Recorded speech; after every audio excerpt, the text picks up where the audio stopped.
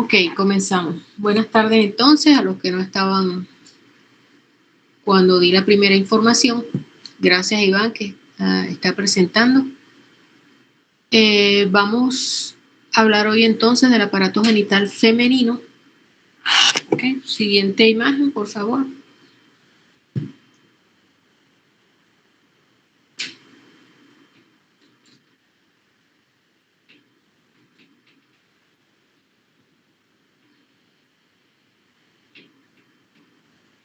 Esperamos por Iván.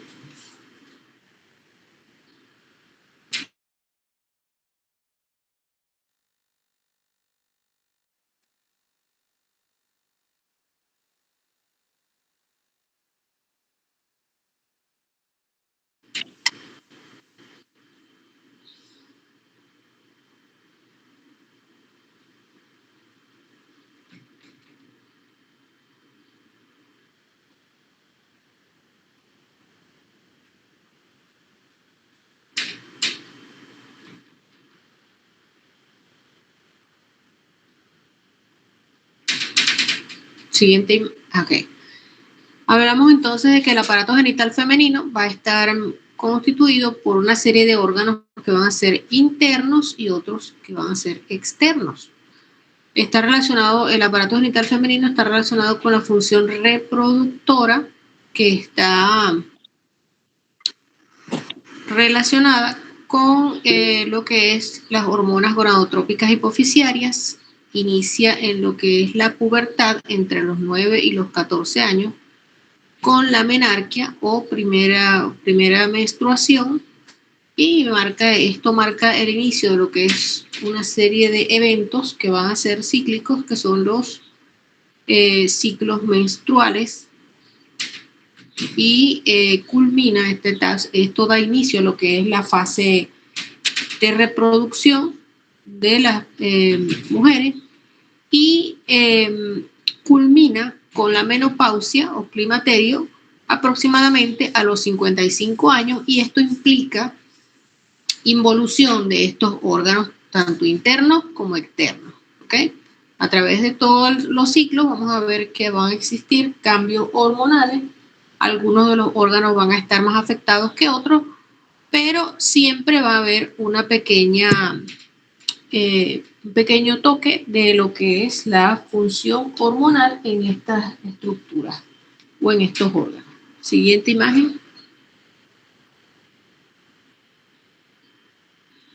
Entonces los genitales internos van a estar conformados por órganos pares como son los ovarios y las trompas uterinas o trompas de falopio, el útero y la vagina, ¿okay? Que es el órgano que va a comunicar a los genitales internos con los externos. Siguiente imagen. Vamos a comenzar hablando de los ovarios, ¿okay? Y vamos entonces a describir que son unos órganos pares. Macroscópicamente vamos a observarlos, unas estructuras ovoides de una superficie de color blanco o rosáceo. Su superficie es lisa en las personas antes de la pubertad, en las mujeres antes de la pubertad. Esto es debido a que aún no hay lo que es evolución de los ciclos menstruales, no hay aparición de los ciclos menstruales, por lo tanto no hay maduración de los óvulos, ¿ok? Entonces vamos a tener que en las mujeres que ya han tenido ciclos menstruales, esta superficie se va a ir tornando irregular, ¿ok? Debido al tejido cicatrizal que va a ir apareciendo. El tamaño promedio es de 13 y en la menopausia esto involuciona hasta un 30 o un 70% menos de este tamaño promedio. ¿Okay? Siguiente imagen. Histológicamente vamos a tener que los ovarios van a estar tapizados por lo que vamos a conocer como epitelio superficial o como más comúnmente se le conoce como germinativo, que es un epitelio donde vamos a encontrar células cúbicas, ¿okay? y posteriormente pues se van hacia lo que es la parte interna. Vamos a tener una capa que está ubicada debajo de ese epitelio, que es la túnica albugínea. Es una túnica de tejido conectivo denso irregular, y lo que es las paredes de ese ovario va a estar dividida en una corteza y en una médula. ¿Okay? En la corteza vamos a encontrar los folículos ováricos separados por tejido conectivo o estroma. ¿Okay? Un tejido conectivo que en este caso va a ser laxo. ¿Okay? Y vamos a encontrar que allí en esa corteza vamos a encontrar los folículos que son menos desarrollados o menos maduros. En la médula vamos a encontrar tejido conectivo, vasos sanguíneos, linfáticos, nervios, y hacia la médula vamos a ir encontrando lo que son los folículos ováricos maduros. ¿Okay? Esta imagen, vamos a hablar un poco de lo que es la histología de los folículos, y vamos a tener que los primordiales, que van a ubicarse justo por debajo de lo que es esa albugínea, ¿okay? Vamos a tener que van a estar constituidos, ¿okay? O van a estar rodeados por una capa de células aplanadas, células foliculares, que van a estar cubiertas por una lámina basal, como lo podemos ver aquí en esta imagen. ¿Okay? Tenemos que allí observamos entonces esas células aplanadas, y en la imagen de la derecha podemos ver una tinción HE, donde vamos a observar esas células aplanadas y el ovocito. ¿Okay?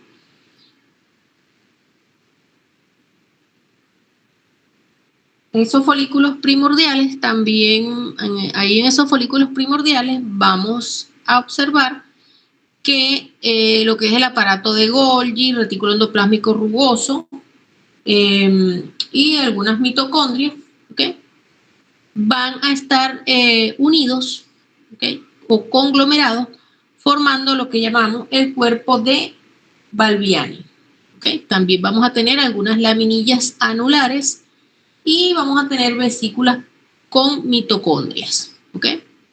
Esas son las características histológicas de ese folículo primordial. Siguiente imagen. Luego vamos a tener... Dime, Nicole. Profe, las últimas características que mencionó era, después de los cuerpos de Balbiani, no logré copiarlo. Unas laminillas anulares y vesículas pequeñas con mitocondrias pequeñas. Ok, muchas gracias, profe. Ok. En el folículo primario inicial, ¿okay? Vamos a ver que este ovocito aumenta de tamaño, y ya las células foliculares no van a ser aplanadas, sino que van a tener una forma cuboide. ¿Ok? Igual van a estar hacia la parte más externa, ¿okay? Vamos a tener esa lámina basal. ¿Ok? Allí vemos cómo comienza a formarse una línea que es homogénea, acidófila, que cuando la vemos en tinciones o en coloraciones HE es refráctil, propia de lo que es esta característica de la eosina, ¿okay? Pero también puede colorearse con paz, es decir, es paz positiva, que es lo que es la zona pelúcida. ¿Ok? Eso es un área donde vamos a encontrar una gran cantidad de glucosaminoglucanos y glucoproteínas. Y esta zona pelúcida está separando al ovocito de lo que son las células foliculares. En el esquema, que lo vemos hacia la izquierda, vemos entonces que las células del estroma o del tejido conectivo aún no pueden verse o no están definidas, pero en la imagen de la derecha, que es bastante oscura y que corresponde a la zona pelúcida en formación. ¿La ven? Sí, profe. Ok. Siguiente imagen. Luego vamos a ver que esas células foliculares van a ir estratificándose por división mitótica y van a dar origen a lo que es la capa granulosa. ¿Ok? Entonces, ahora vamos a denominar a esas células que antes le llamábamos foliculares, las llamaremos células granulosas. ¿Ok? Luego vamos a ver que aquí lo que es la zona pelúcida está bastante desarrollada. ¿Okay?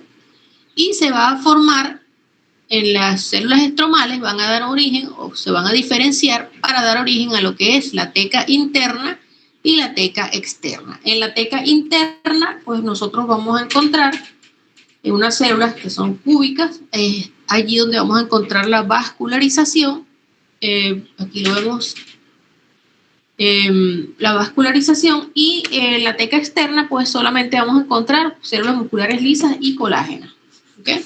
Ahí tenemos un recuadro donde podemos ver o un área donde, ya va Nicole, déjame terminar esta idea.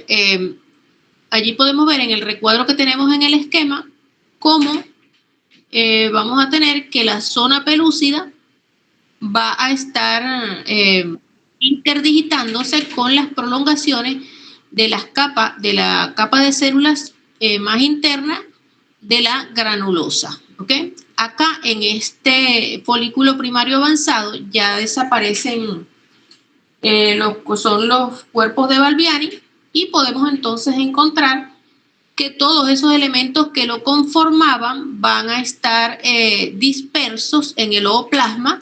¿Okay? Y vemos entonces que aparecen unos gránulos, ¿okay? Que son, que van a estar dispersos o cercanos, esos gránulos corticales van a estar cercanos a lo que es la zona pelúcida. En la imagen de la derecha, un corte histológico teñido con HE, podemos ver también cómo aparece la zona pelúcida perfectamente demarcada y las capas de lo que es la granulosa. ¿Okay? Las células de la granulosa. Dime, Nicole. La teca interna y la teca externa se forman entonces por proliferación del estroma. No logré entender esa parte. Claro, esos son, o sea, hasta ahí hay células estromales y ahí ellas van a diferenciarse porque hay una vascularización en lo que es las células que quedan o que van a formar la teca interna. Entonces, claro, como se engruesa eso, forma una teca interna y la teca externa, algo así. Exacto. Vale, esto gracias. Es un recuento de lo que vieron en embriología. Entonces ustedes ya lo vieron en embriología o no lo vieron. Sí, sí lo vimos, me está haciendo bastante memoria. Ok, estamos observando los cambios histológicos que van apareciendo en estos folículos. ¿Ok? Y a lo mejor por allá no se los detallaron tanto, pero sí me imagino que ya lo vieron. Siguiente imagen.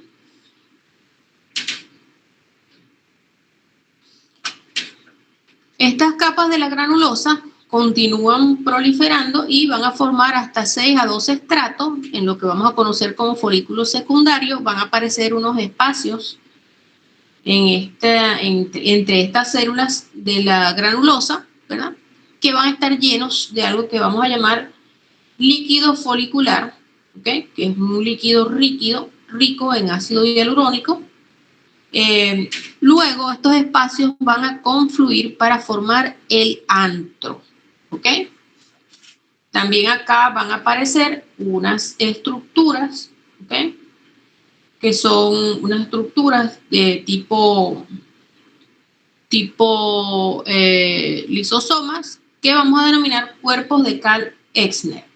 ¿Ok? Unas estructuras Paz positivas que también van a contener ácido hialurónico y proteoglucanos. ¿Ok? En la imagen de la derecha podemos ver entonces, o aquí en el esquema, allí podemos observar mejor lo que es la teca interna con los abundantes vasos sanguíneos. Y en la imagen de la derecha observamos un corte histológico de ovario donde vamos a observar un folículo secundario. Observamos allí el ovocito, el antro. Tenemos entonces, allí podemos observar en este corte las células de la teca interna, que son unas células cuboides, que las vemos allí, que van rodeando o delimitando esa estructura que tenemos allí, y luego las de la teca externa se confunden con las células estromales. ¿Ok? ¿Lo ven? Ven como una serie de punteados que va a ir rodeando esa estructura. ¿Lo ven? Como ese bordecito, profe. Ese bordecito. Esas son las células de la teca interna, que tienen una forma cuboide, ¿verdad? Y los podemos diferenciar de las células de la granulosa, pero las de la teca externa, que lo que hay allí son células musculares lisas y de tejido conectivo, no podemos diferenciarlas, sino que ellas van a confundirse con las células del estroma. ¿Ok? Ok, profe.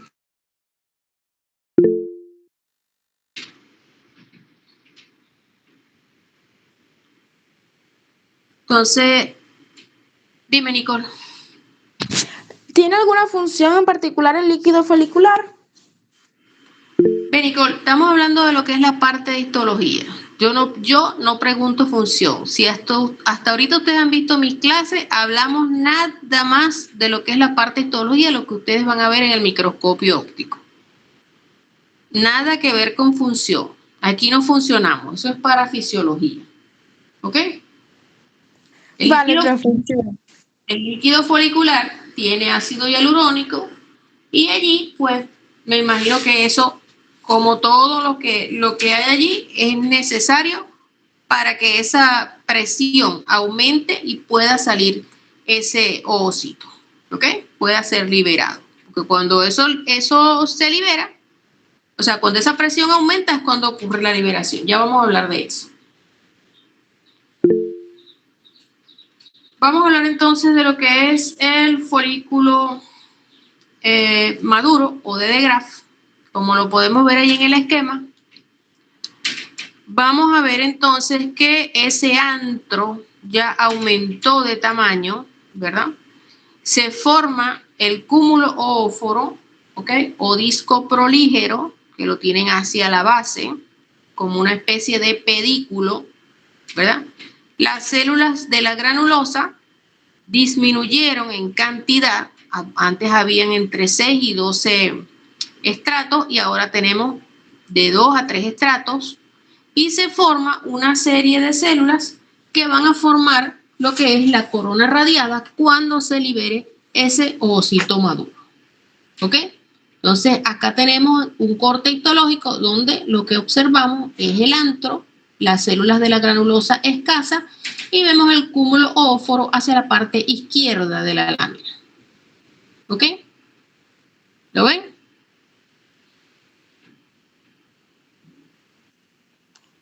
Creo que sí. Ok, ahí está señalado como CO. Eso es el cúmulo oóforo. ¿Ok? El antro y aquí tenemos las células de la granulosa y luego tenemos como TI como lo que es parte de la teca interna. Allí no vemos la teca externa porque dijimos que se confunde con las células del estroma. Recuerden que allí tenemos tejido conectivo que va a estar dándole soporte, que es la función del tejido conectivo, a todas esas estructuras que tenemos allí. ¿Ok? Siguiente imagen. Ok. Vamos a hablar entonces de lo que pasa en lo que es en el órgano reproductor femenino. Van a ocurrir dos eventos normalmente.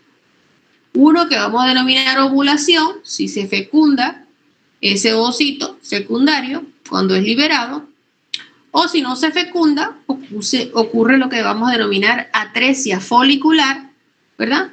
Por un proceso que es la apoptosis o muerte celular programada. ¿Ok? Si ocurre la liberación, o hablemos de que ocurre en la ovulación, para que ocurra la ovulación, ese ovocito debe ser liberado, ¿ok? Entonces van a ocurrir una serie de eventos en el esquema que tenemos allí. Vemos la imagen de las imágenes más grandes que tenemos hacia la derecha, donde está la flechita que dice ovario, donde lo que tenemos señalado como folículo de Graf, ¿ok? Ahí vemos que se va a producir 1 o 2 días antes de lo que es la ovulación, ocurre la formación del estigma o mácula pelúcida, ¿ok?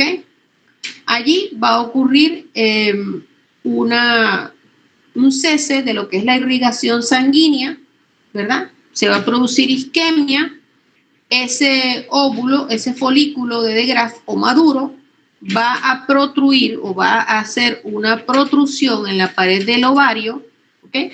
Y luego vamos a tener que por aumento de la presión del líquido folicular, por proteólisis de la pared de ese ovario, ¿verdad? Por aumento de lo que es, vamos a tener que también se van a secretar prostaglandinas, ¿ok? Y tejido, y luego vamos a tener también que ese ovocito va a ser liberado hacia lo que son las trompas de Falopio, específicamente las fimbrias, ¿ok? Cuando se libera ese ovocito, se libera junto con las células que forman, pues que van a formar su corona radiada y parte del cúmulo oóforo. El tejido que queda acá en el ovario, ¿ok? Pues allí se va a formar lo que vamos a denominar cuerpo hemorrágico. Todo ese resto de ese folículo maduro que quedó allí, ¿verdad? Va a ser un coágulo y es lo que vamos a denominar cuerpo hemorrágico. Posteriormente, ese cuerpo hemorrágico pues, va a seguir involucionando y vamos a tener que esas células de la teca, principalmente, las células de la teca interna, ellas van a llenarse de lípidos y de lipocromo, que es un pigmento amarillo, como lo ven ahí en el esquema, es un pigmento amarillo, ¿ok? Que es soluble, ¿ok? Estas células, que ahora se tornaron amarillas, que son las células de la teca interna, y con ese pigmento y ese lípido, ¿verdad? Van a formar lo que se llama el cuerpo lúteo o amarillo, ¿okay? Que es una célula o es una estructura donde hay un abundante retículo endoplásmico rugoso, mitocondrias libres, un Golgi prominente, ¿ok? Y va a estar conformado por unas células que vamos a llamar luteínicas. Siguiente imagen. Profe, ¿cuál es el nombre líquido que no oí bien? ¿Cuál líquido? Que usted dijo que se llenaba de un líquido amarillo. Ah, lipocromo. Ok, gracias. Un pigmento. Ok. Ok. Tenemos allí entonces el cuerpo lúteo. En el cuerpo lúteo, pues obviamente vamos a encontrar unas células que llamamos luteínicas. ¿Ok? Y van a tener dos orígenes. Las células luteínicas de la granulosa y las células luteínicas de la teca interna. Cuando vemos con el microscopio óptico, con el objetivo explorador, vemos la imagen que tenemos en la parte inferior de donde está el texto, ¿verdad? La imagen que está hacia la izquierda, y allí tienen la cavidad y esto va a formar una serie de un tejido, o va a comenzar a formar un tejido cicatrizal, pero primero, para que eso se forme, debe reabsorberse ese coágulo que teníamos allí, o que se formó cuando se formó el cuerpo hemorrágico, y posteriormente pues las células comienzan a llenarse de esos pigmentos. Entonces acá tenemos las células de la granulosa, las luteínicas de la granulosa, que van a ser unas células grandes lo que es en la parte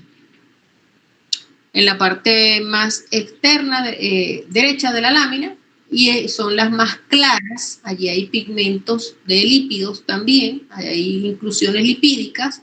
Son unas células grandes, claras, con un núcleo redondeado central, ¿verdad? y grande. Si las comparamos con las células luteínicas de la teca, que son las que tienen hacia la parte superior de la lámina, que las vemos más oscuras porque son más pequeñas y hay mayor cantidad por lo menos lo que es la relación núcleo-citoplasma es más estrecha, diríamos que 1:1, no vemos gran cantidad de citoplasma, sino, y por eso impresiona que el núcleo fuera grande, ¿ok? Pero son núcleos pequeños y las células son pequeñas, ¿ok? Siguiente imagen. Acá tenemos un corte histológico de un ovario. Macroscópicamente podemos ver el cuerpo lúteo, vemos cómo está lleno de lípido y este pigmento que vamos a denominar lipocromo, y en la corteza vemos una serie de elementos, ¿verdad? Como por ejemplo el cuerpo blanco o el cuerpo albicans, que es tejido cicatrizal, y en la corteza pues es donde vamos a ubicar todo el resto de los folículos que van a ir madurando, ¿ok? Siguiente imagen.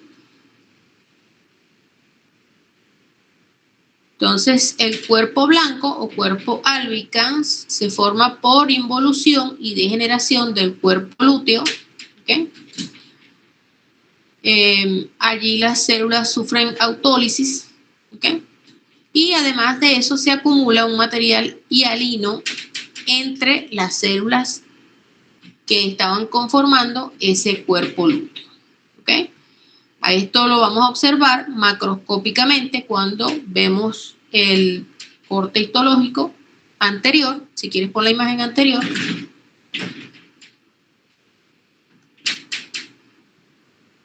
Allí podemos ver un tejido blanco que es una cicatriz. Esta cicatriz va a durar durante mucho tiempo o va a pasar mucho tiempo antes de que ella pueda minimizarse. No es que se van a quitar, es que se minimiza. ¿Ok? Depende. Siguiente imagen.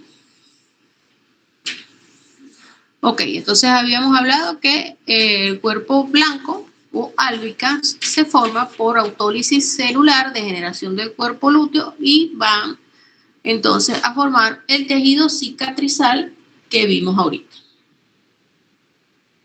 Siguiente imagen.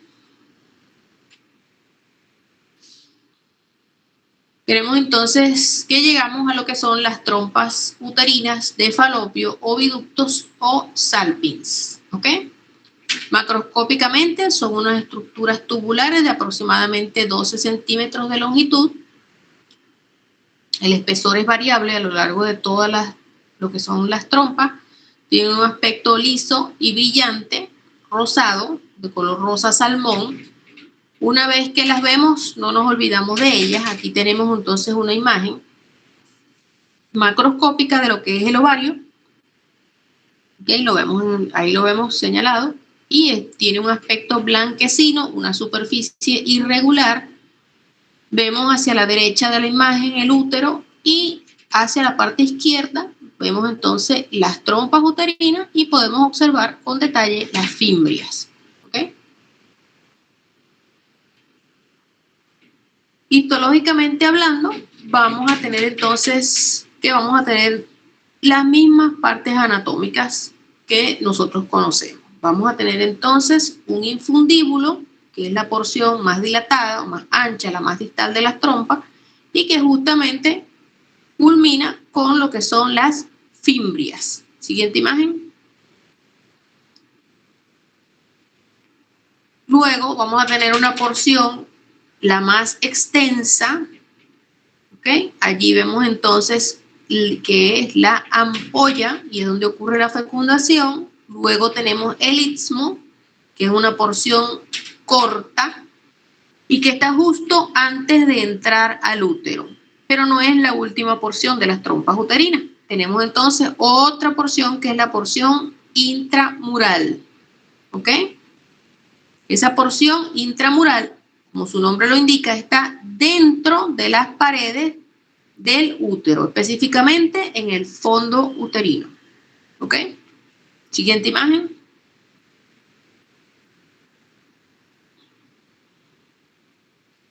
En cuanto a las paredes de las trompas uterinas, vamos a ver que van a estar conformadas por 3 elementos. Una mucosa, una muscular y vamos a tener también una serosa. ¿Ok? Entonces, esa mucosa va a tener pliegues longitudinales y va a estar tapizada por un epitelio cilíndrico simple. Ese epitelio cilíndrico simple tiene células ciliadas y no ciliadas. ¿Ok? Esa mucosa, esos pliegues de esa mucosa van a ser más abundantes en la ampolla, como lo vemos en el corte histológico que tenemos allí, hacia la parte inferior, tenemos un corte histológico donde tenemos ampolla y vemos que los pliegues son más prominentes y más profusos, ¿verdad? Más largos y donde hay mayor número de ellos en la ampolla, y a nivel del istmo ya no necesitamos tantos pliegues porque ya necesitamos entonces espacio, no necesitamos que sea mullido el tejido, sino que necesitamos espacio si ha ocurrido la fecundación para que ese óvulo que ha sido fecundado llegue, ¿verdad? Sin tropezar al útero, ¿ok? Para que no se quede allí en las trompas, ¿ok? Sino que llegue en el tiempo adecuado al útero, ¿ok? Para que no haya entonces un embarazo ectópico, ¿ok? Para que no se quede el producto de la concepción en las trompas uterinas, sino que llegue al útero. Entonces no necesitamos que esos pliegues sean bastantes, sino que necesitamos que ya los pliegues sean escasos y bajitos, ¿ok? Entonces allí tenemos 2 cortes histológicos donde vemos el istmo, ¿verdad? Y donde vemos la ampolla. ¿Dónde son más profusos los pliegues? En la ampolla. ¿Y donde hay menos pliegue? En el istmo. Entonces, luego vamos a tener una pared. Ahorita volvemos al epitelio. Para hablar del epitelio, vamos a hablar entonces de la pared, lo que es la parte muscular.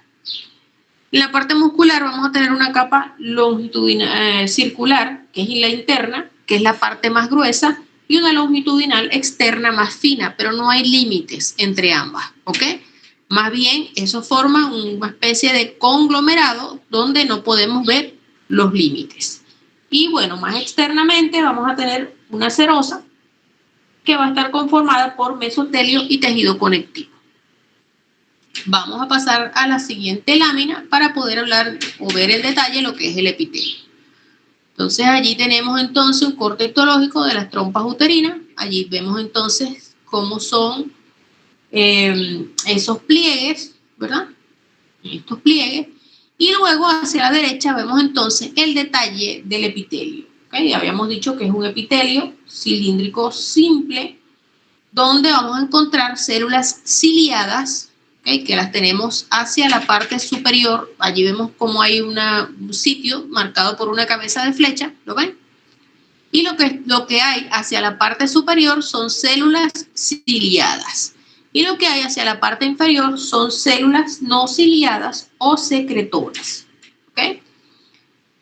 Con el ciclo hormonal, estas células van a sufrir cambios. ¿Okay? Entonces, ellas van a hipertrofiarse, es decir, aumentar de tamaño en lo que es la fase folicular, y van a atrofiarse en la fase lútea.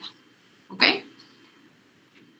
También cuando hay abundantes estrógenos, cantidad de estrógenos, las células ciliadas aumentan en cantidad, y cuando hay aumento de la progesterona, pues las células secretoras o las células no ciliadas aumentan en número. Siguiente imagen. Esto es un resumen de la clase. Entonces, es complicado. Hasta ahorita, ¿alguna duda?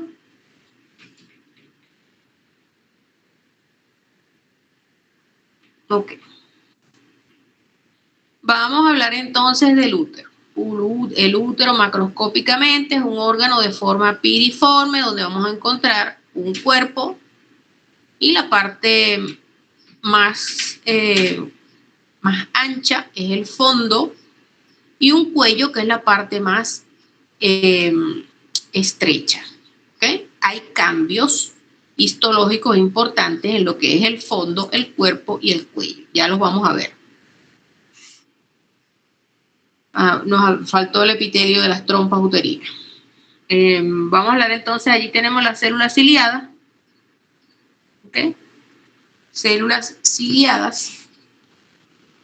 Las vemos marcadas, ¿okay?, hacia la parte izquierda, son las más altas, ¿okay? Y luego tenemos las células no ciliadas, que son las células secretoras. Siguiente. Ahí tenemos el útero, está conformado entonces por esas porciones que dijimos, el cuello, el fondo, el cuerpo. Hay cambios histológicos importantes entre esas tres estructuras y esto es de acuerdo a su función. ¿Okay? El tamaño en una persona nulípara adulta, obviamente, una adulta nulípara es de 7 por 5 por 4.5 centímetros. Ante el embarazo, las paredes del útero sufren cambios, específicamente lo que es la parte muscular. Siguiente imagen.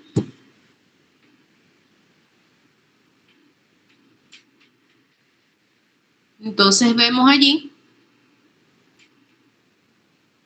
que vamos a tener unas paredes y en esas paredes vamos a tener obviamente una mucosa que se llama endometrio, una muscular que es el miometrio o la parte muscular y una serosa que es el perimetrio. ¿Okay? El perimetrio es mesotelio con tejido conectivo subendotelial. Okay, va a estar cubriendo todo lo que es la parte posterior y una parte de la porción anterior, la parte superior, y la anteroinferior la cubre una adventicia, okay, que es solamente tejido conectivo. Y el miometrio, pues es la parte o la capa muscular. Allí vamos a tener una capa circular media y una longitudinal interna y externa. Aquí tampoco podemos ver el límite entre las tres capas de células. Allí lo tienen en la parte media, ¿okay?, de lo que es esa imagen que tenemos allí. Y hacia la parte, les dije que en el embarazo estas capas aumentan tanto en número como en cantidad, es decir, el músculo de lo que es el cuerpo uterino y el fondo se hiperplasian y se hipertrofian, aumentan en número y en cantidad. Y el endometrio es la parte del útero que va a sufrir cambios cíclicos. ¿Okay? Vamos a tener entonces un endometrio que vamos a denominar basal, que es el más delgado, el más que está ubicado hacia la parte. En la parte superior vamos a tener entonces lo que está pegado hacia el miometrio, es la porción basal, y la porción funcional, que es la que se desprende y la que forma parte de lo que es la parte, lo que es parte de lo que es la menstruación. ¿Okay?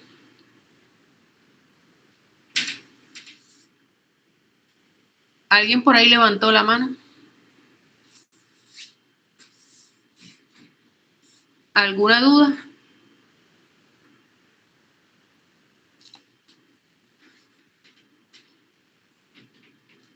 Prende el micrófono que no oímos nada.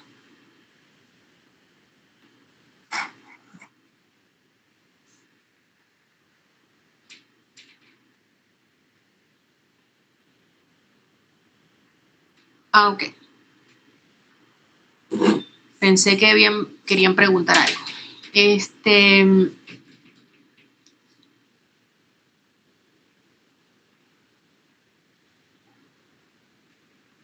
Ok. ¿Todo claro hasta aquí? Sí, profe, bueno, usted sabe, ahí más o menos, pero... ¿Cómo que más o menos? Pregunten ahora, vayan para aquí. No, o sea, porque debemos repasar el tema y así. Ajá. Bueno, lo que puedan preguntar ahorita. Aprendiendo.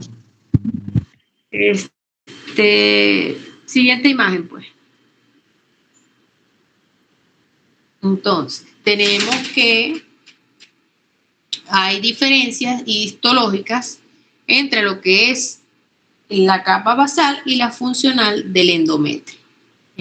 Ahí tenemos entonces en el esquema una porción de miometrio, ¿verdad? Que es donde vamos a tener vasos sanguíneos.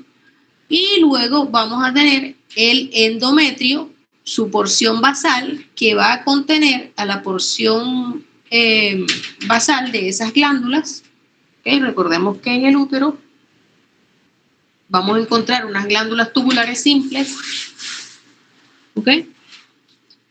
Que van a cambiar durante todo el ciclo menstrual y vamos a encontrar en esa porción basal la base de esas arterias espiraladas que se van a extender hacia lo que es la porción funcional del endometrio o endometrio funcional junto con las glándulas uterinas. Estas glándulas o estas arterias espiraladas pues van a ir a drenar a uno que son esas lagunas de donde vamos a encontrar sinusoides, ¿ok? Y pues posteriormente van a llegar a los capilares que van a estar en lo que es el tejido conectivo subepitelial, ¿ok? Recordemos que todos los epitelios van a estar separados o van a descansar sobre un tejido conectivo y de ahí van a obtener su nutrición, ¿ok? Entonces vamos a ver cuáles son los cambios que ocurren en las fases, en todo lo que es el ciclo menstrual, qué cambios ocurren en el endometrio. Siguiente imagen. Entonces tenemos allí tres imágenes. La de la izquierda corresponde a lo que es la fase proliferativa, ¿ok? Y allí vemos entonces que el miometrio es la capa más gruesa o la parte más gruesa, que el endometrio es una estructura que es delgada y de esa estructura pues tenemos lo que está separado por la línea punteada, pues es la parte basal, la más delgada, la que está justamente delimitando con el miometrio, y luego vamos a tener la porción, en la porción apical de la imagen tenemos el endometrio funcional, ¿ok? En otra imagen, debajo de esa que describimos ahorita, vamos a ver cómo vamos a encontrar unas glándulas, ¿verdad? Que es la imagen que tienen hacia la derecha, ¿la ven? En la parte izquierda hay dos imágenes, una en la parte superior y otra en la parte inferior. Ubíquense en la parte inferior y eso que estamos viendo allí es endometrio. ¿Lo ven? Allí. Esas son las glándulas. Acá el endometrio basal mide aproximadamente 1 milímetro de espesor, ¿verdad? Allí vamos a encontrar las bases de las glándulas que van a estar ya allí, ellas en este proceso, pues en esta parte de esta fase proliferativa, las células van a migrar para reconstruir a las glándulas, ¿verdad? Y el epitelio de la superficie. Entonces, las células del estroma también van a proliferar y a secretar colágeno. Allí las arterias espiraladas y las glándulas, aquí las glándulas no van a ser tan tortuosas. Recuerden que se están regenerando. Las arterias espiraladas van a ocupar la base y lo que es el tercio medio de ese epitelio funcional, que se va a ir regenerando, ¿ok? En esta fase proliferativa o al final de la fase proliferativa, en el día 14 del ciclo menstrual aproximadamente, ese endometrio funcional va a tener un espesor de aproximadamente 3 milímetros, ¿ok? Aquí las características histológicas es que las glándulas son rectas y las arterias no son tan tortuosas, ¿ok?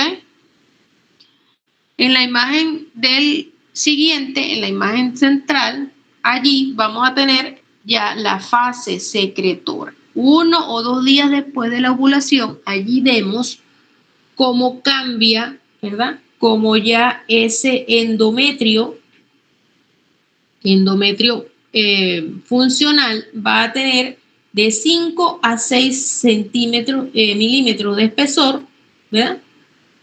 Allí las glándulas comienzan a tener, lo vemos en la parte inferior, una imagen de las glándulas. Allí vamos a tener las glándulas con un aspecto de serrucho o aserrado, ¿lo ven? Y la que está en la parte derecha vemos que ellas tienen contenido. Eso que contienen allí es el glucógeno, ¿ok? Como hay tanta cantidad de glucógeno, podemos verlo en esa tinción, ¿ok? Aquí hay mayor vascularización y edema del endometrio. Las células, lo que son las arterias espiraladas ya van a estar más alargadas, ¿ok? Y bueno, aquí las células estromales, por acción de lo que es el estrógeno y la progesterona, se van a transformar en células deciduales pálidas y llenas de glucógeno también, ¿ok? En lo que es la imagen de la extrema derecha, las dos imágenes, tanto en la superior como la inferior, vemos entonces cómo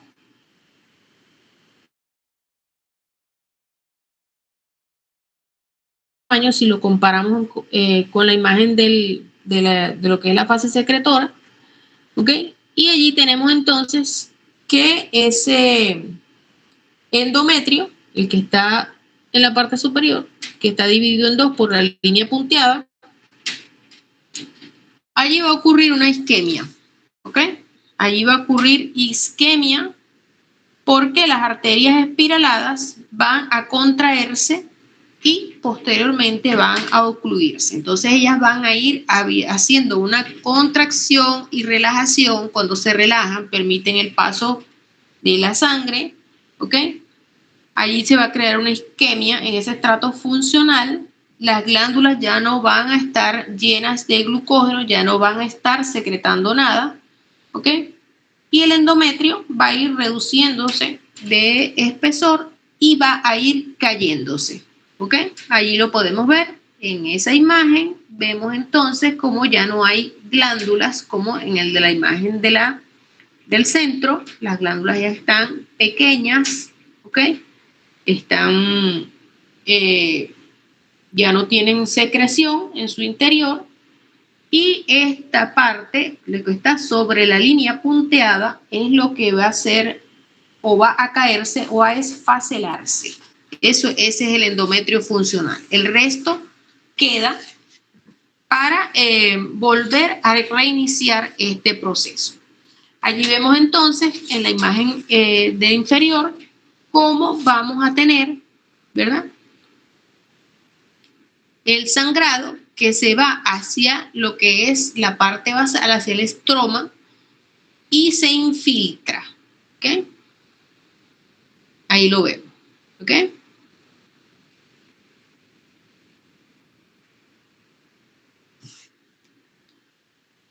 ¿Se vieron los cambios o no vieron los cambios? Es lo que yo voy a preguntar. Sí, comprendí, pero tengo una pregunta. ¿Cómo así que la sangre se va hacia el estroma? No entendí eso. Acuérdate que las arterias se rompieron, ¿verdad? Hay sangre que se queda en la base y ya se retorna, pero la que se quedó cuando se rompió, cuando se esfaceló ese endometrio funcional, se queda, ¿cómo te digo? Queda regada, queda en esa superficie. ¿Sí me entiendes? Sí, o sea que se queda como que en el endometrio basal y ya. Exactamente, en algunas partes de ese endometrio. Por eso lo vemos allí, ¿ok? Esos punticos rojos, eso es sangre que hay ahí, ¿ok? Ok. Entonces, esto es lo que queremos saber en histología de los cambios que ocurren en el útero en el ciclo menstrual. Yo no quiero que se aprendan el ciclo menstrual, que si sube aquí, que si sube allá, que si baja al otro, que si sube. No quiero. No les voy a preguntar nada de eso. Quiero preguntarles lo de histología, lo que van a ver acá. ¿Ok? ¿Qué hay? Ok. Vamos a hablar entonces de, siguiente imagen, una porción importante del útero, que es el cuello uterino. Es importante clínicamente y es importante desde el punto de vista de la anatomía patológica. ¿Por qué? ¿Por qué es importante? Ok. En el cuello uterino vamos a encontrar, pues obviamente que hay una mucosa, una capa media de músculo liso y una capa externa donde hay mesotelio. ¿Ok? Entonces, la mucosa tiene una característica histológica importante. El cuello uterino es quien comunica al cuerpo del útero con la vagina. ¿Okay? Comunica con la vagina con el orificio cervical externo, que puede estar permeable o semipermeable, depende si son nulíparas, si hay embarazo y hay proceso de parto. El orificio cervical interno que comunica al cuello uterino con el cuerpo uterino. ¿Ok? Entonces tenemos acá una característica importante, que es que el músculo liso es escaso. Aquí hay mayor cantidad de tejido conectivo denso, de tipo colagenado y abundantes fibras elásticas. ¿Ok? ¿Por qué? Porque durante el embarazo el cuello uterino debe dilatarse. Y si hay abundante músculo, pues entonces es más difícil que se dilate. ¿Ok? Entonces hay menor cantidad de músculo liso, la necesaria para que pueda cerrar y abrir, pero el resto o la mayor cantidad de tejido que vamos a encontrar es tejido conectivo elástico y colagenado. ¿Ok? Es una mucosa que es bastante delgada, ¿ok? Y que, como ya dijimos, pues tiene dos porciones. Una que vamos a llamar endocervix y otra que vamos a llamar exocervix, ¿ok? El endocervix está tapizado por lo que es el mismo epitelio que teníamos en el útero, que es un epitelio cilíndrico simple. Y el exocervix, que está relacionado con lo que es la vagina, hay un epitelio mucoso. ¿Ok? Vamos a ver la imagen.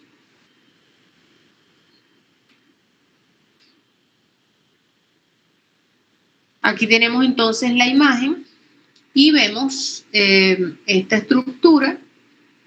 Vemos hacia la parte derecha, aquí tenemos el orificio cervical externo, ¿okay? Y el cuello uterino. Obviamente, como el útero tiene una cavidad uterina, el cuello uterino tiene un conducto también, que lo vamos a denominar canal cervical o conducto del cuello uterino, ¿verdad? Que es esta estructura. Y aquí podemos observar el epitelio, epitelio cilíndrico simple, que va a estar tapizando a ese endocervix o la parte interna del cuello, y el epitelio mucoso o un epitelio plano estratificado no queratinizado igualito al de la vagina, que va a estar tapizando lo que es el exocervix. ¿Ok? Entonces, hacia la derecha, este orificio cervical externo comunica con la vagina, y hacia la parte izquierda de la lámina, si seguimos por allí, vamos hacia el útero. ¿Ok? Epitelio cilíndrico simple es donde vamos a observar glándulas tubulares simples, como las vemos allí. ¿La ven? Están ubicadas en el recuadro que vemos allí y ahí donde dice glándulas cervicales. ¿Ok? Y en el sitio donde tenemos exocervix no hay glándulas. ¿Ok? La lubricación de esta área y de la vagina va a depender de la función de estas glándulas cervicales que están en el endocervix. ¿Ok? Vamos a tener entonces que hay un área importante desde el punto de vista clínico y de la anatomía patológica, porque es el sitio de la formación de neoplasias, que es donde vamos a encontrar la mayor cantidad de neoplasias que ocurren es un área pequeña y es el sitio donde se une el epitelio cilíndrico simple del endocérvix y el epitelio plano estratificado no queratinizado del exocérvix. Vamos a ver la siguiente imagen. Ok, entonces justo ese sitio que tenemos allí podemos ver donde hay un cambio abrupto del epitelio plano estratificado no queratinizado o epitelio mucoso, ¿lo ven? Hacia la parte derecha, y hacia la parte izquierda de la lámina vemos lo que es el epitelio cilíndrico simple del endocérvix. Entonces eso se llama zona de transformación del cérvix uterino, ¿ok? Y es en ese sitio pequeñito donde ocurren las neoplasias. Vámonos a la lámina anterior, por favor. ¿Ok? Vemos entonces que si tomamos una muestra de citología solamente de la parte externa, ¿verdad? Vamos a tener entonces en esa citología, ¿verdad? Solamente células planas, ¿ok? Que es lo que vamos a tener hasta acá, ¿ok? Lo que tenemos en el exocérvix. Estas son cambia, ¿ok? Con la edad y con las partes del ciclo reproductivo, pues tenemos personas en la prepubres y en las menopáusicas donde esta zona de transformación va a estar en el canal cervical, ¿ok? Es decir, en esta área. Es decir, para yo tener una muestra de tejido de esta zona de transformación que la tenemos justo acá en el medio del canal, yo debo tomar una muestra de las que están afuera con una espátula, ¿verdad? Y con un cepillo introducirlo por este canal, ¿verdad? Y no en este pedacito de aquí afuera nada más, ¿verdad? Sino tratar de traer células de esta área con el cepillo para poder obtener una muestra fidedigna en la citología. ¿Estamos entendiendo? Profe, ¿puede repetir eso? Ok, esta zona de transformación varía, ¿verdad? Con la etapa de reproducción. Si estamos en una persona, etapa fértil, ¿verdad? Donde ya ha visto menstruación, donde está en plena fase reproductiva, hablamos de una persona que si se desarrolló a los 14, ya esta zona de transformación está fuera del orificio cervical externo, ¿ok? Estaría más o menos por donde está la X, supongamos, ¿sí? Ok, pero en las personas de la pubertad y en las personas de tercera edad, o bueno, no vamos a decir tercera edad, no hablamos, eso no tiene nada que ver con la tercera edad, hablamos de las personas menopáusicas, ¿ok? O en el climaterio, si no les gusta la palabra menopáusica, porque eso suena como a viejito, ¿ok? Pero hay personas que no les gusta, pero bueno, es así. Esta zona de transformación está acá, en el centro del canal cervical, ¿lo ven? Entonces, si yo tomo la muestra de la citología con mi espátula del área donde dice orificio cervical externo, de por ahí de esa área, ¿verdad? Yo no voy a tener en una persona de unos 55, 56 años que ya está en el climaterio o en la menopausia, no voy a tener entonces células de la zona de transformación. Y como es allí donde se presentan las neoplasias, entonces yo necesito tener muestras. ¿Puedo pasar la espátula para acá? No puedo pasar la espátula para acá. Cuando vean ginecología y obstetricia, ustedes verán cómo es una espátula de aire y cómo es un cepillo, ¿ok? Si es una persona joven, de unos 20 y algo, 30 años o 18 años, yo puedo tomar la muestra solamente con la espátula porque esa zona de transformación está ubicada más o menos donde está la X ahí en la imagen. ¿Sí lo ven?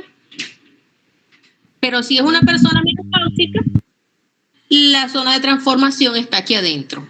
Entonces necesito un cepillo para introducirlo por el canal cervical o el canal endocervical para poder obtener muestras de esa zona y poder evaluar esa zona. ¿Entendieron ahora? Mucho mejor, profe, muchas gracias. Ok. Seguimos entonces. Profe, o sea que en las citologías las muestras son básicamente del cervix. Las muestras del cuello uterino, sí, la citología es el cervix. Es justamente de eso, no es de más ninguna otra parte.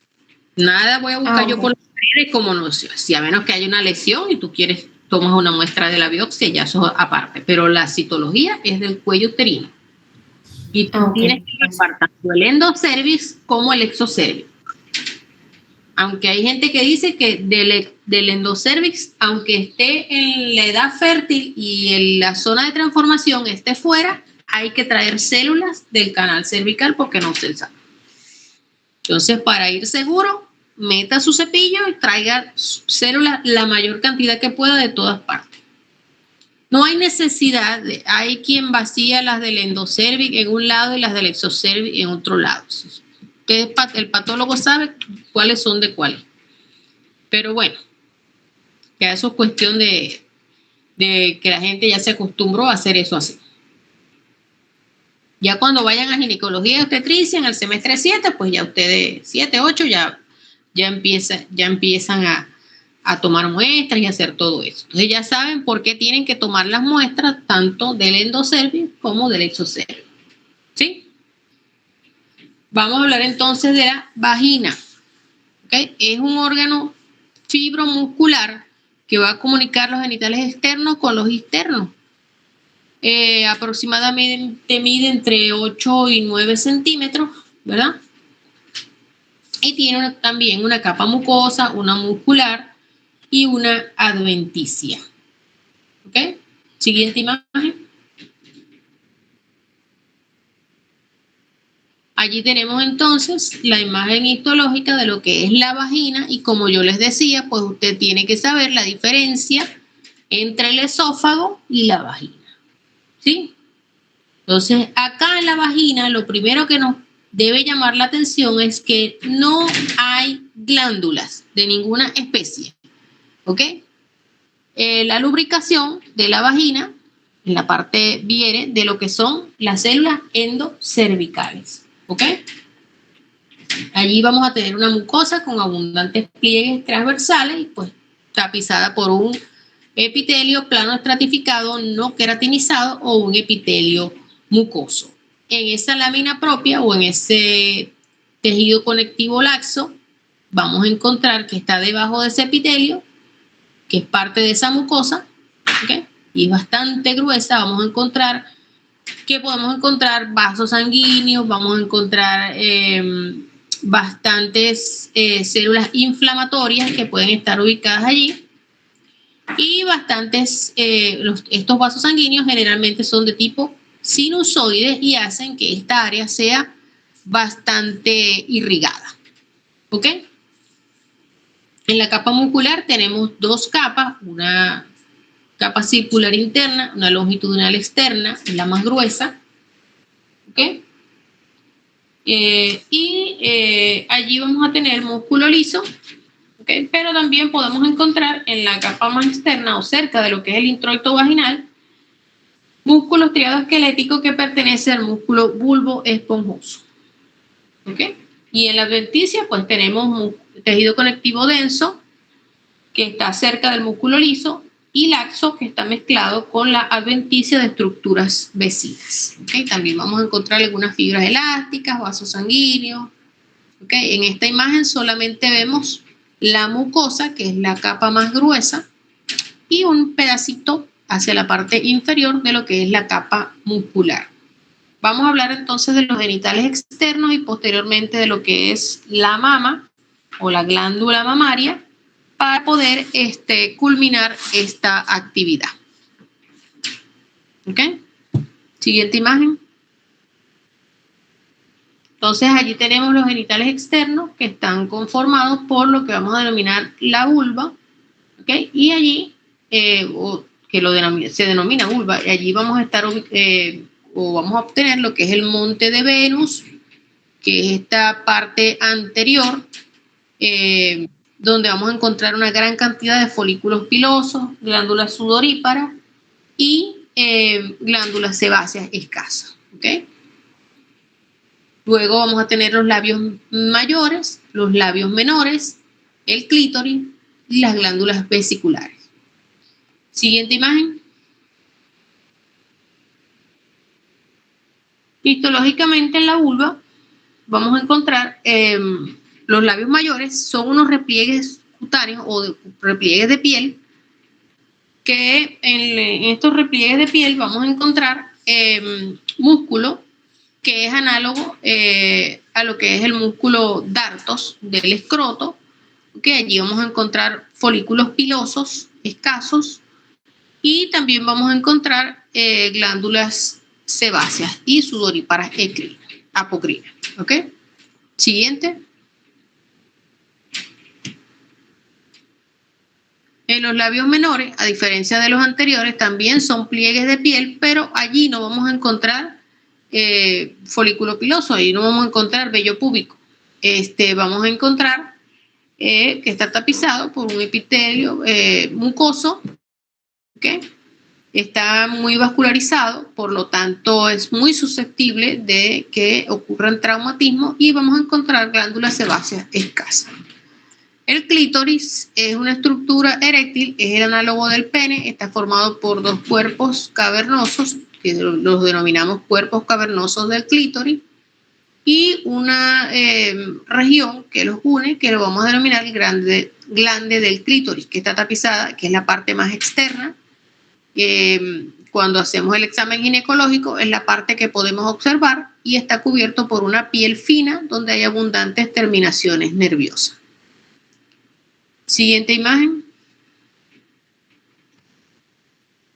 Y pues en el vestíbulo vaginal vamos a encontrar entre los dos labios menores un orificio que corresponde al meato uretral, que es el que está más hacia la parte superior. Luego tenemos el introito vaginal, tapizado por una mucosa.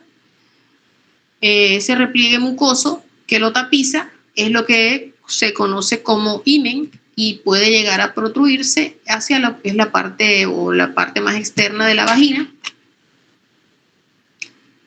También vamos a encontrar las glándulas vestibulares o túbulo-alveolares, las mayores, que son las glándulas de Bartolino, y las de Skene, que son las menores. Allí podemos encontrar una gran cantidad de corpúsculos de Meissner, sobre todo en lo que es el monte de Venus y labios mayores, corpúsculos de Pacini en los labios mayores, y en el clítoris, y terminaciones nerviosas libres. Vamos a hablar un poco de lo que es la glándula mamaria, que no están relacionadas entonces con el aparato reproductor, no están relacionadas con el aparato genital femenino, pero sí un poco con su función reproductora. Esta es una clase que debió haberse dado en 2 clases, pero bueno, me exigieron una sola y vamos, como estamos en línea, vamos volando, pero lento. Entonces vemos que las glándulas mamarias son unas glándulas sudoríparas modificadas, son glándulas túbulo-alveolares, son estructuras pares que están constituidas por 15 a 20 lóbulos irregulares. Su función es la secreción,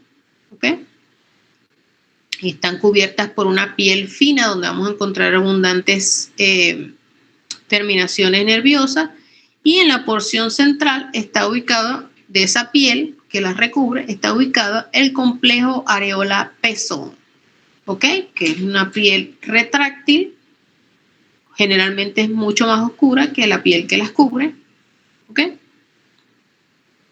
Siguiente imagen.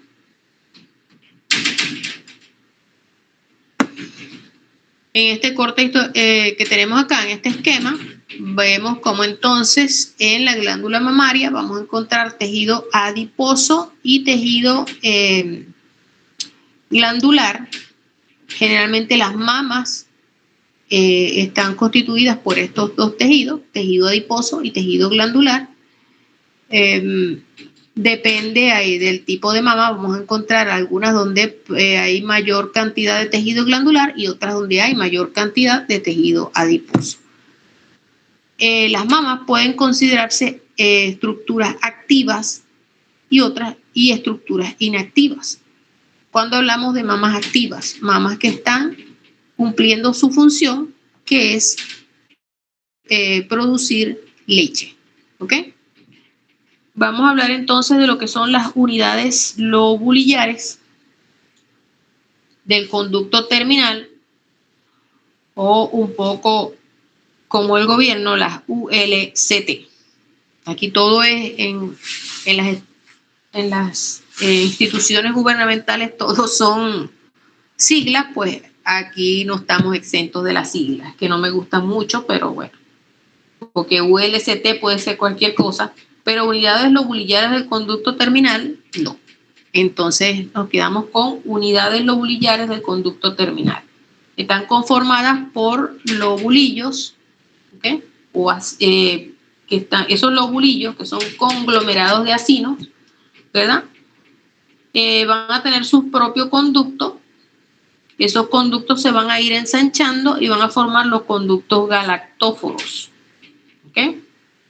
Y van esos conductos, aquí tenemos en esta imagen los acinos, ¿ok? Que van a formar esa glándula donde dice glándula productora de leche. Ahí tenemos todas esas cositas, son los acinos o las porciones secretoras. Luego van a salir de allí los conductos, ¿ok? Que van a terminar en un conducto más amplio que se llama conducto galactóforo. En una parte antes de llegar a lo que es el complejo areola-pezón, ellos se van a dilatar y van a formar los senos galactóforos. Luego se vuelven a estrechar y forman un conducto galactóforo que drena en el pezón. ¿Okay? Siguiente imagen.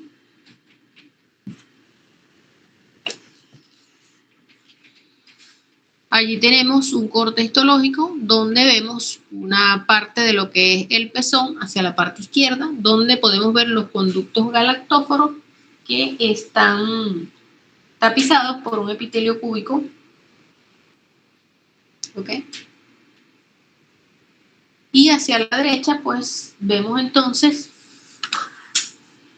esos conductos galactóforos, lo que en la imagen del centro, vemos los conductos galactóforos y en la parte más externa vemos entonces cómo hay grupos de estructuras que van a secretar la leche de acinos, ¿verdad? Separadas por músculo liso y tejido conectivo. Siguiente imagen. Acá vemos entonces cuáles son las características histológicas de una mama inactiva. Entonces tenemos que los alvéolos o las porciones que secretan,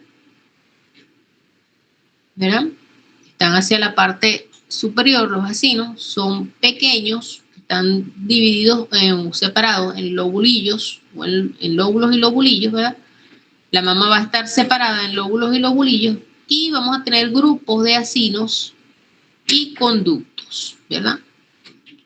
Aquí los alvéolos no están desarrollados y el tejido conectivo que los rodea o los separa es abundante. ¿Lo ven? Ahí tenemos escasa cantidad de acinos y conductos, ¿verdad? Esas estructuras son pequeñas. Y aquí nosotros podemos ver en esta estructura que tenemos hacia la parte derecha, ¿verdad? Con mayor aumento, podemos ver este conducto cómo está tapizado y podemos ver la presencia de unas células aplanadas que son las células mioepiteliales, que cuando la mama está activa, ¿verdad? Es la que va a ayudar al vaciamiento de esas estructuras, ¿ok? O de esos conductos, ¿ok? Todo esto que tenemos acá son los conductos. Siguiente imagen.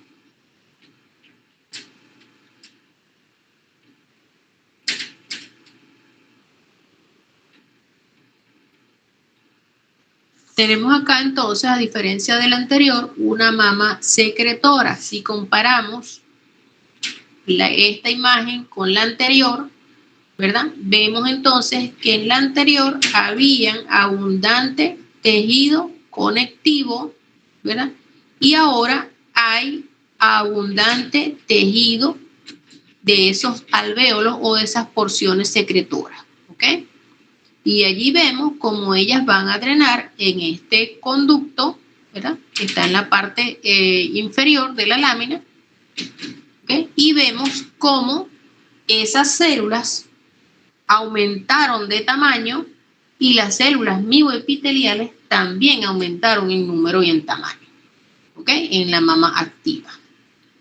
Entonces hay proliferación de los acinos y de los conductos porque se necesita vaciar esa producción, ¿ok?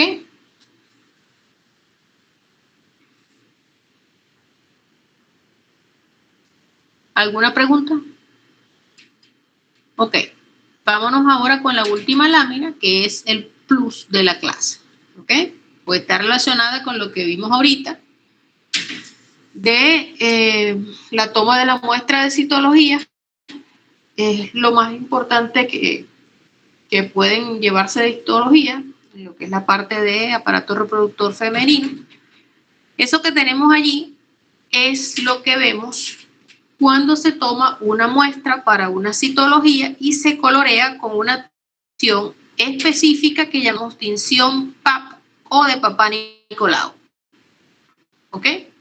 Es una tinción policromática donde vamos a tener colorantes citoplasmáticos y colorantes nucleares. El colorante nuclear, como ustedes ya es el que ya conocen, que es la hematocilina. Y dentro de los colorantes citoplasmáticos tenemos verde brillante. Allí vemos como algunas células están coloreadas de color verde, otras de color azul, un color que llamamos, un colorante que llamamos azul claro. Tenemos, o vemos allí, células que se colorean de color naranja. ¿Okay? ¿Por qué? Porque hay un colorante que se llama Orange G, que es un colorante también ácido. Y vemos células eosinófilas, ¿okay? Porque utilizamos también eosina.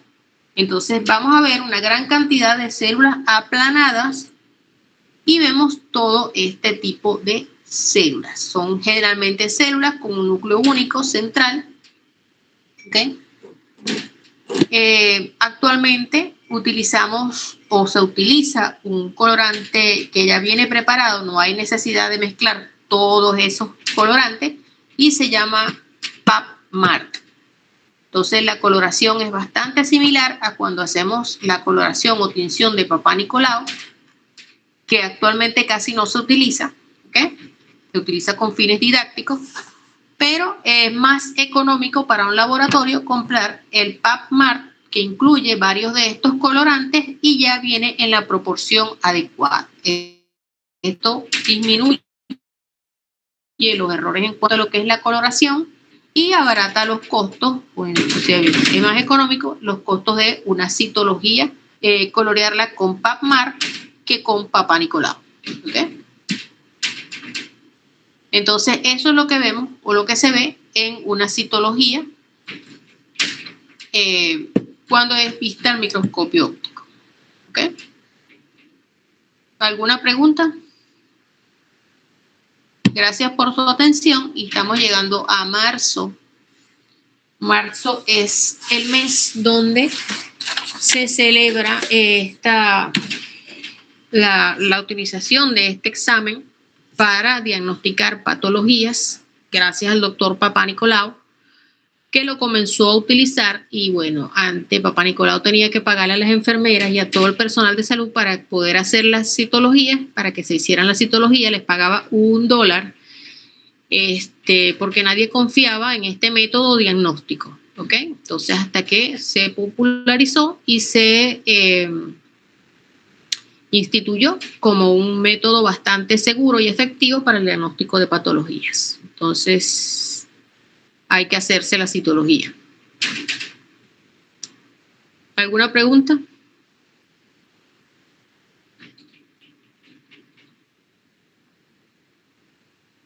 Gracias, Iván, por compartir la pantalla. Si no hay preguntas, bueno, nos vemos el miércoles y el jueves. En la práctica, revisen las imágenes, ya las envié, están rotuladas, están corregidas. Son 2 imágenes de digestivo, eso es un quiz, corresponde a un quiz, son 10 puntos. Y el otro quiz corresponde a lo que es la parte de renal y endocrino. El quiz es al final de la práctica. Vean las imágenes, lean la teoría, no podemos separar la teoría de lo que es la práctica. Entonces, con lo que yo les explique allá, pues tienen la oportunidad de sacar 8 o 10 puntos. Por favor, recupérense. Los que necesitan recuperarse. Y el que no necesita recuperarse, pues bueno, aprovecha y saca más nota y tiene más promedio, ¿okay? Más previa. Ajá, profe, una pregunta sobre el test de Papa Nicolau. Entonces, el nombre más común es citología, pero es lo mismo. Sí, o sea, es un método que se denomina citología, pero lo que pasa es que la gente dice hasta el Papa Nicolau, porque Papa Nicolau es el médico que instituyó ese examen como un examen para evaluar esa área y pues diagnosticar las patologías que se producían en ese sitio. Pues. Pero es lo mismo. Ok, gracias, doctora.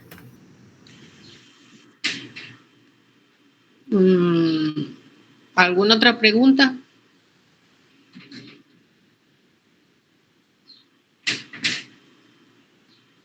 Si no hay más preguntas, nos vemos entonces el miércoles. ¿Qué están estudiando? ¿Oficio?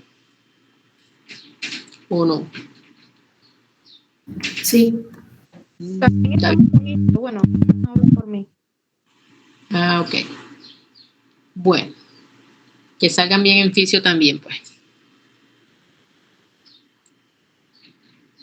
Nos vemos el miércoles. Chao, profesora, gracias. Chao. Gracias a ustedes por estar aquí. Chao, profe. Feliz tarde. Gracias por la clase. Igual mis hijos, a la orden. Gracias, hijo. Que todo lo que lean de fisio, que lo entiendan y se lo aprendan.